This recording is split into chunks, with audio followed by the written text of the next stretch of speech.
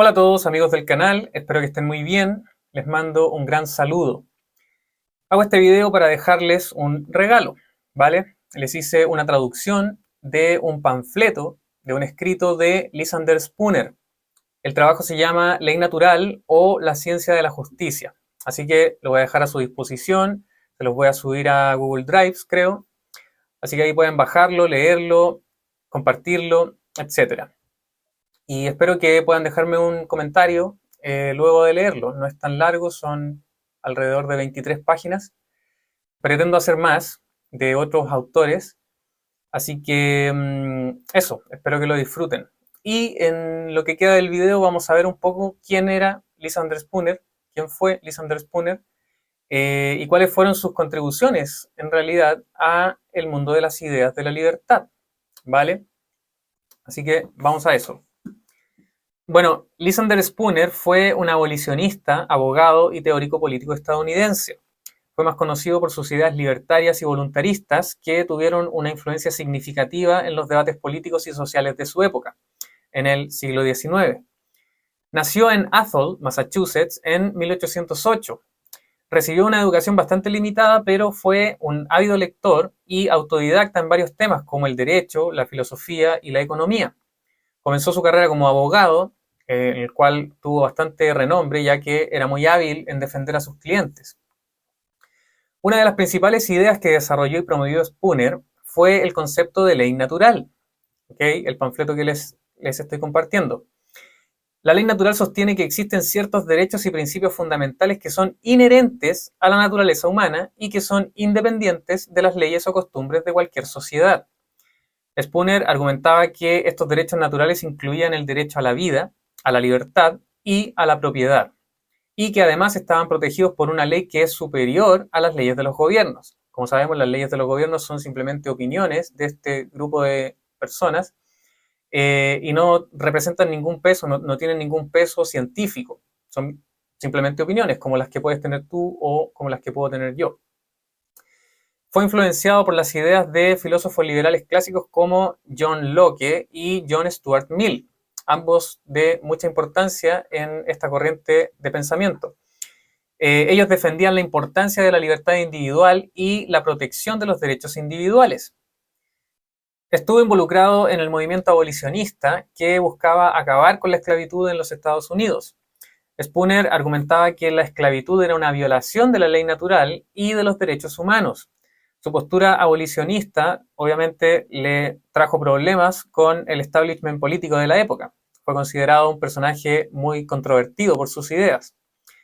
Spooner defendió el voluntarismo, decía que todas las interacciones sociales y económicas debían ser voluntarias y que el inicio de la fuerza o la coerción es moralmente incorrecto, ya que las personas tienen derecho a tomar sus propias decisiones y a estar libres de la coerción o la interferencia de otros. Spooner escribió y publicó una serie de libros y artículos sobre una amplia gama de temas, incluidos derecho, política, economía y temas sociales.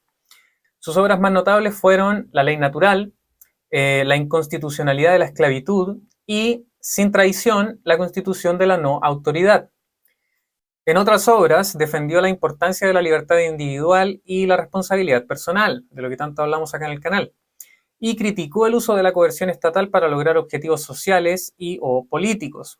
Estas ideas obviamente le generaron críticas en los estatistas de la época, quienes creían en la importancia de la intervención estatal en los asuntos sociales y económicos. Hubo varios contemporáneos de Spooner con ideas similares sobre la importancia de las interacciones voluntarias, como por ejemplo William Lloyd Garrison, que fue un abolicionista y defensor de la ley natural. También tenemos a Henry David Thoreau, escritor, filósofo y naturalista estadounidense, también conocido por sus obras Walden y Desobediencia Civil. También tenemos a Benjamin Tucker, que fue un anarquista y editor individualista estadounidense. Solo por nombrar algunos, hubo bastantes pensadores en la misma línea de Spooner en esta época. A modo de conclusión, entonces, Lysander Spooner fue una figura importante en la sociedad estadounidense del siglo XIX. Sus ideas sobre ley natural, voluntarismo y libertad individual fueron muy influyentes en los debates políticos y sociales de la época y siguen siendo relevantes e influyentes en la actualidad. Las contribuciones de Spooner al desarrollo de las ideas libertarias y voluntaristas y su compromiso con la libertad individual y la responsabilidad personal lo convierten en una figura importante y perdurable en la historia de la filosofía y el pensamiento político, ¿vale? Bueno, y para finalizar, para ir cerrando, me parece interesante mencionar un episodio que hubo entre Spooner y el establishment de la época. Resulta que existía lo que se conoce como la oficina postal estatal, ¿vale? Que básicamente era un monopolio del envío de cartas del Estado.